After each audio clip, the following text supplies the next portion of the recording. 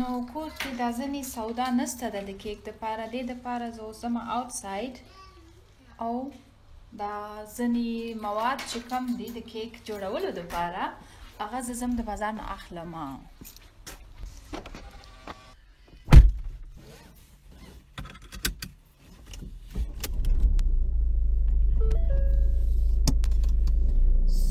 زه چې ځو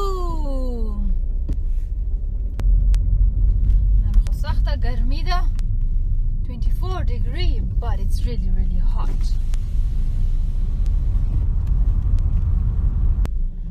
زما خو ډېر زړه کېږي کیک ته اولالا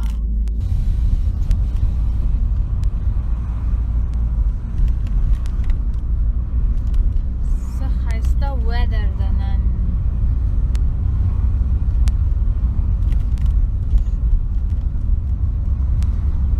سخت کیک ته زړه سوی ده نن نه پوهېږم او هغه هم د کور والا کیک. زه د بازار کیک نه خورم دومره کوشش کوم چې ونه خورم. سو نن ډېر وخت کېږي چې ما کیک نه ده خوړلی نه د بازار او نه د کور والا کیک. سو غواړم چې نن یو هیلدي یو ښه کیک پوخ کړمه. رسېدلو مونږ هم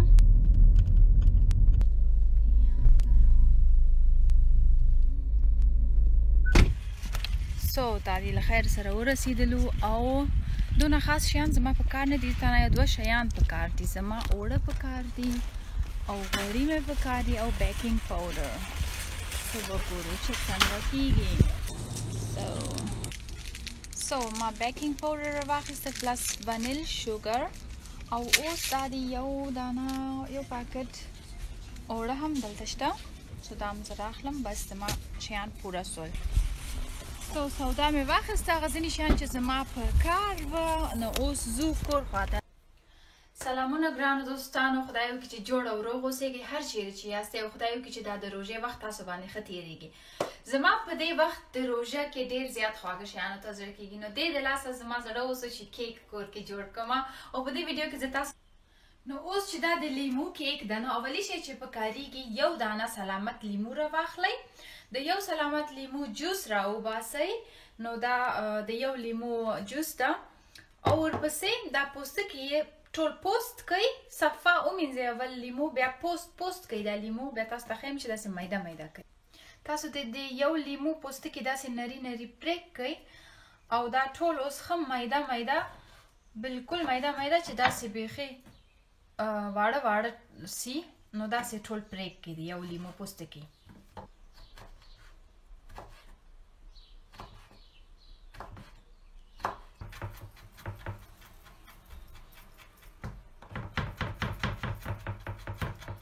سو کله چې داسې ښه میده سو دا لیمو نو دا اوس تیار ده. د لیمو نه بغیر چې نور څه شیان ستاسو په کارېږي د کیک دپاره اوس تاسو ته ښیمه. سو په دې کیک کې په کارېږي څنګه چې ما ویلې د لیمو پوستکي میده سوي د لیمو جوس بیا موږ په کار لرو 3 دانې هګۍ نیم پیاله غوړي. تاسو هم کولی سئ د دې په ځای بټر استفاده کړئ یعنی کوچ.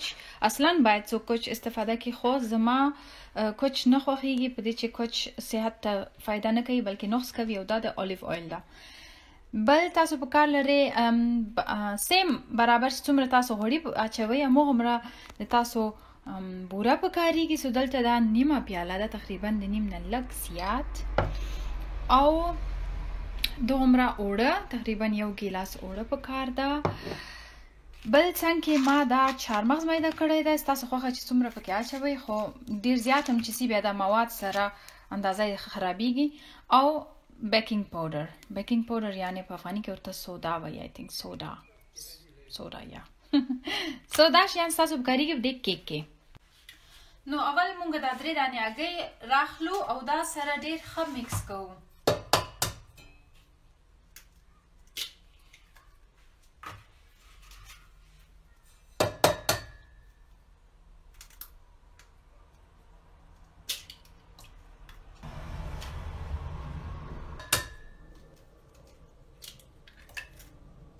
سو دا 3 هګۍ چې تاسو کله په دیګي کې ګټ اوس دا مونږ غواړو چې ښه میکس کو د میکسېدو دپاره باید ماشین سره دا وکړو په دې چې موږ غواړو د هګۍ ښه داسې میکس یې ښه داسې قف وکړي بیا داسې چې اوسي د تاسو کیک پختهیي کیک راځي او خټه غوندې داسې یو رقم کلک نه راځي ډېر ښایسته نرم راځي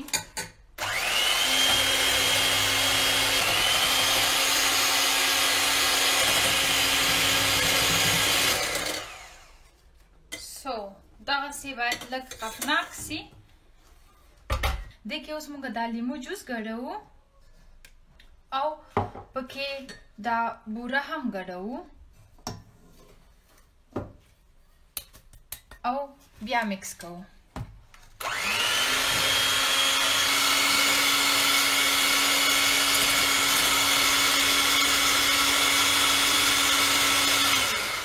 دا مکسینګ چې موږ کوو په ماشین باندې دې دپاره ډېر امپورټنټ ده کله که ستاسو فکر سوی که تاسو کیک بغیر د مکسینګ نه پوخ کوئ منځ کې چې غوټه غوټه غوندې کېږي او یا ډېر داسې کلک یو رقم ډېر داسې مضبوط یو شی جوړېږي مګر چې پختهیي نرم خوی شی نه وي سو دا مکسینګ نه بعد ستاسو دا ټول مواد ښه مکس کېږي غوټې ټول ایسته کېږي ټول بوره ټول شیان ښه یو برابر مکس کېږي سو کله چې تاسو هګۍ بوره او لیمون ګډ کړه دې کې اوس مونږ بیکینګ پاوډر اچو یعنې سوډا چې ډېر زیات سي د تاسو نه کیک هم تریخ راځي او چې ډېر کم سي کیک هم صحیح نه پړسیږي سو سوډا باید برابر واچول سي یو وړکی قاشق د چای قاشق او هغه هم داسې خوی چې ښه برابر راسي اوس دې کې مونږ دا اوړه چې ما ویلي وو یو پیاله اوړه تقریبا دا هم پکې اچوو مګم مکسینګ کوئ پلس پکې لږ لږ اچوئ ټول یو واري ما اچوئ چې بیا غوټه غوټه راځي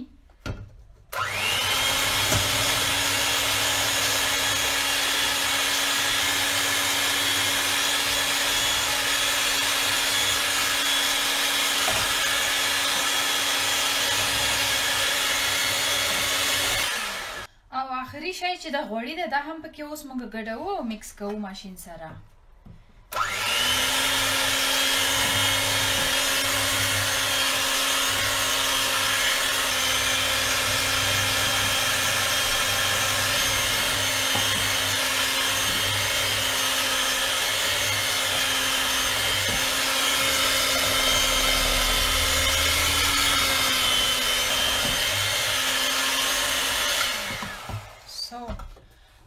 سو زمونږ اوړه تقریبا خلاص سو نو دوه شیان پاتې سول چې هغه هم دا لیمو او دا دې دپاره ضروري نه ده چې مونږ مکس کو ته نه اچو او قاشق سره نارمل مکس کول پکار ده ماشین سره ضروري نه ده او ماشین هم خرابېږي چې داسې غټ غټ د چارمغز ټوټې پکې بند سي سو دا پکې اوس مونږ اچو د لیمو میدګیان او دا هم چارمغز پکې ګډوو او دا ټول سره اوس په یو قاشق باندې مکس کوو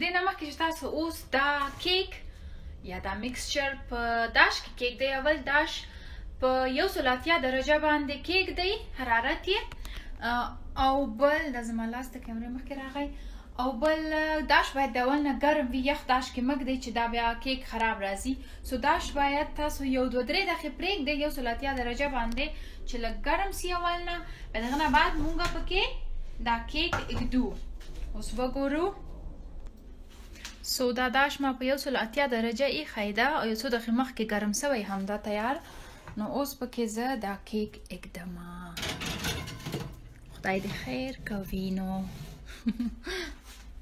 یا نو اوس مونږ دې ته لږ صبر کوو دا کیک تاسو په داش کې په 180 درجه کې څنګه چې ما تاسو ته مخکې وویلې کېږدئ او تقریبا 20 نه تر 30 منټ پورې پوخ کوي او دا فرق کوي چې څه رقم ستاسو اوون ده ځینې خلک 20 منټ 25 منټ 30 منټ هم کېدای شي چې یو 15 منټ زیات هم واخلي سو همیشه وګورئ چاړه سره منځ کې داسې چوخ کوي او کله چې هیڅ شی په چاړه کې سریښ نه سو معنا ده چې پوخ ده مګم زه تاسو ته ښیم ډونټ وري دا کیک پوخ سي بیا سره ګورو که بدرنګ هم وګورو سره او که ښه کیک هم راغی هم تاسو ته ښیم. نو ګرانو دوستانو تقریبا 20 منټ دا کیک اوس په اوون مینځ کې ده. نو زه اولي ځل اوس دا ګورم چې څنګه ده. اول داسې یو چاړه راواخلئ، نری چاړه، دې باندې موږ اوس ګورو چې زموږ دا کیک پوخ ده او که اوس هم خام ده. نو تاسو ته وښیم چې څه رقم کیږي. سو دا کیک تاسو وینئ. سو دا چې د بیرون نه ښکاره کیږي اول چې دا کیک داسې لږ وپړسیږي، معنا ده چې دا ښه کیک بد نه ده. مقصد کیک باید لږ وپړسیږي. سو اوس موږ چک کوو چې دا خام ده او که پوخ. پوخ ده. تاسو وینئ چې پکې خاص سریخ نه سو. یو ځلې بیا نه پوخ ده.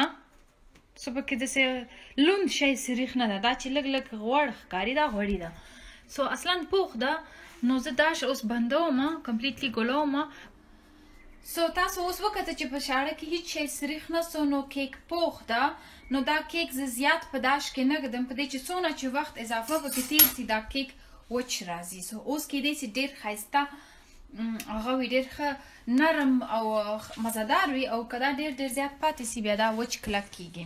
سو د دې د لاسه اوس موږ دا کیک راخلو.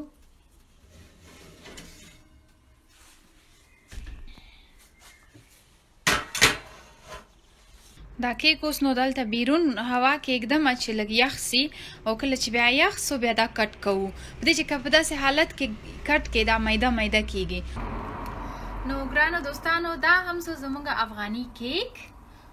نو دا چهارمغز سره د لیمو سره. خدای وکړي چې ستاسو دا خوښ راغلی وي، او که تاسو دا ټرای وکړئ او ستاسو خوښ راغی نو حتما ما ته کامنټس کې ووایئ. سو ښه اشتیا ولرئ. خدای پامان.